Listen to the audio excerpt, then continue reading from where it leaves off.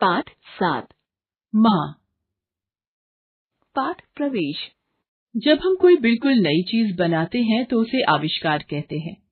आइए पाठ पढ़कर जानें कि किस प्रकार थॉमस अल्वा एडिसन एक महान वैज्ञानिक एवं आविष्कारक बने तथा इसके लिए किसने उन्हें प्रेरित किया।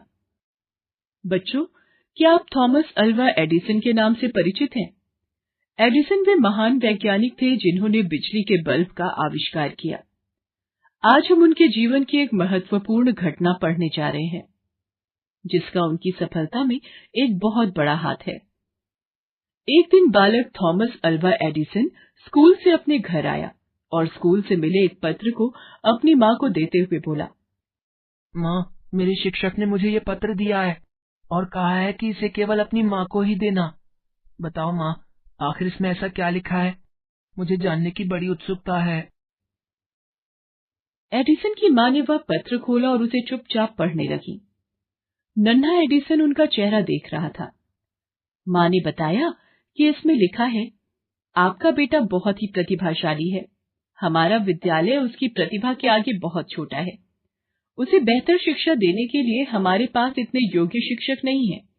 इसलिए आप उसे घर पर ही पढ़ाएं या फिर इस स्कूल से भी बेहतर स्कूल में पढ़ने के लिए भेजें।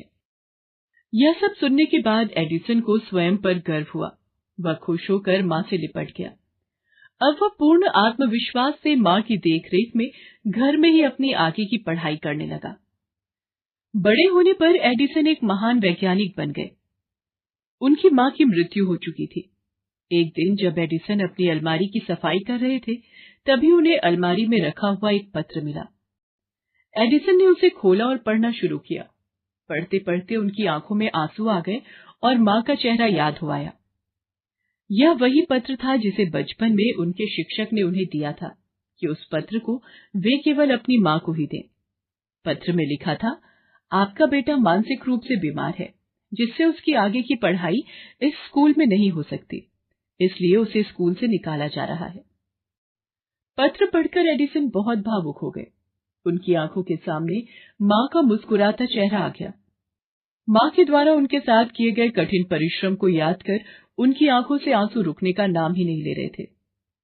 उन्होंने उसी समय अपनी डायरी में लिखा, थॉमस अल्वा एडिसन तो एक मानसिक रूप से बीमार बच्चा था, लेकिन उसकी माँ ने अपने बेटे को दुनिया का सबसे प्रतिभाशाली व्यक्ति बना दिया।